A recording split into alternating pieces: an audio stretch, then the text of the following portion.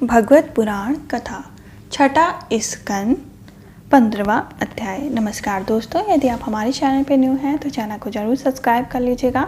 Bell icon को press करके comment box में जय श्री कृष्ण जय श्री विष्णु अवश्य लिखिएगा।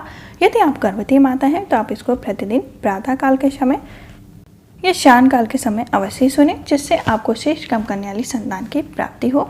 यदि आप हमारे चैनल पर न्यू हैं तो आप इसको प्रथम स्कंद से अवश्य सुने, जिससे आपको इसका पूरा सार समझ में आए, इसका पूरा फल प्राप्त हो। हमारा 15वां अध्याय जो यहाँ से प्रारंभ होता है। जय श्री कृष्ण। चित्रकेतु को अंगिरका और नारद जी का उपदेश। श्री शुकदेव जी कहते हैं, परीक्षित, राजा चित्रकेतु ने शोकग्रस्त होकर मुर्दे के समान अपने मित्र पुत्र के पास ही पड़े हुए थे। अब महर्षि अंगिरका और देव ऋषि नारद उन्हें सुंदर सुंदर उक्तियों से समझाने लगे। उन्होंने कहा, राजन, जिसके लिए तुम इतना शोक कर रहे हो वह बालक इस जन्म और पहले के जन्म में तुम्हारा कौन था, उसके तुम कौन थे और अगले जन्म में भी उसके साथ तुम्हारा क्या संबंध रहेगा। जैसे जल के वेग से बालू के कण एक दूसरे से जुड़ते हैं और बिछड़ते रहते हैं, वैसे ही समय के प्रवाह में प्राणियों का भी मिलन और विक्षोभ होता रहता है। राजन, जैसे कुछ जीवों से दूसरे बीज उत्पन्न होते हैं और नष्ट हो जाते हैं, वैसे ये भगवान की माया से प्रेरित होकर प्राणियों से अन्य प्राणी उत्पन्न होते हैं और नष्ट हो जाते हैं। राजन, हम, तुम और हम लोगों के साथ इस जगत में जितने भी चराचर प्राणी वर्तमान में हैं, वे सब अपने जन्म के पहले नहीं थे और मृत्यु के पश्चात नहीं थे। इससे सिद्ध है कि इस समय भी उनका अस्तित्व नहीं है, क्योंकि सत्य वस्तु तो सब समय एक सी ही रहती है।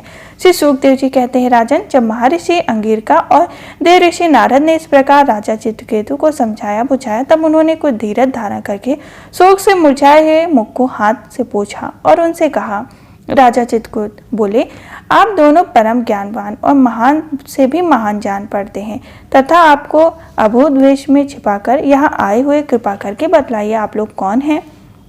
मैं जानता हूँ कि बहुत से भगवान के प्यारे ब्रह्मवेता मेरे जैसे विषय सक्त प्राणियों को उपदेश करने के लिए उन्मत्त सवेश बनाकर पृथ्वी पर छछन विचरण करते रहते हैं। संत कुमार नारद, ऋषभ, अंगिरका, देवदल, आशक्ति, अपरांत, व्यास, मार्कंड, गौतम, वशिष्ठ, भगवान परशुराम, कपिल देव, सुखदेव, दुर्वासा, यज्ञवल, जातकर्ण, अरुणि, रमोश, च्वस, दत्तात्रेय, असुरी, पतंजलि, वेदशिरा, बोधमुनि, पंचशिरा, हिरण्यनाभ, कौशल, सुतदेव और ऋषध्वज, ये सब तथा दूसरे सिद्धेश्वर ऋषि मुनि ज्ञान दान करने के लिए पृथ्वी पर विचरते रहते हैं। स्वामियों, मैं विषय भोग में फंसा हुआ मूर्ख बुद्धि ग्रास पशु हूँ और अज्ञान के घोर अंधकार में डूब रहा हूँ।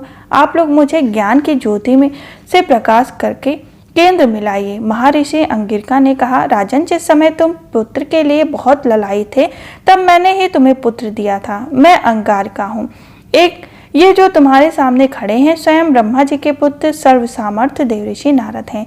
जब हम लोगों ने देखा कि तुम पुत्र शोक के कारण बहुत ही घने अंधकार में डूब रहे हो, तब सोचा कि तुम भगवान के भक्त हो, शोक करने योग्य नहीं, अतः तुम पर अनुग्रह करने के लिए ही हम दोनों यहाँ आए हैं। राजन, सच्ची बात तो यह है कि जो भगवान और ब्राह्मणों का भक्त है उसे किसी अवस्था में शोक नहीं करनी चाहिए। जिस समय पहल मैं तुम्हारे घर आया था, उसी समय मैं तुम्हारे परम ज्ञान का उपदेश देता हूँ, परंतु मैंने देखा कि अभी तो तुम्हारे हृदय में पुत्र की उत्कृष्ट लालसा है, इसलिए उस समय तुम्हें ज्ञान न देकर मैंने पुत्र ही दिया। अब तुम स्वयं अनुभव कर रहे हो कि पुत्रवानों को कितना दुख होता है। यही बात स्त्री, घर, धन, विविध प्रकार के ऐश्वर्य, संपत्ति, शब्द, रूप और रस आदि के लिए भी कही जाती है। देव ऋषि नारद ने कहा, राजन, तुम एकाग्रचित से मुझ पर यह मंत्र उपदेश ग्रहण करो। इसे धारण करने से 7 रात में ही तुम्हें भगवान सत्संग का दर्शन होगा। नरेंद्र, प्राचीन काल में भगवान शंकर आदि ने श्री शंकर देव के ही चरण कमलों का आश्रय लिया। इससे उन्हें दैत्य भ्रम का परित्याग कर दिया और उनकी इस महिमा का प्राप्त हुआ, जिससे बढ़कर तो कोई महिमा हो ही नहीं सकती। तुम भी बहुत ही शीघ्र भगवान के उसी परम पद को प्राप्त करोगे। इस प्रकार हमारा 15वां अध्याय संपन्न हुआ। हम फिर मिलेंगे 16वें अध्याय में, जिसमें चित्रकेतु का वैराग्य तथा सत्संग देव के दर्शन का वर्णन किया जाएगा।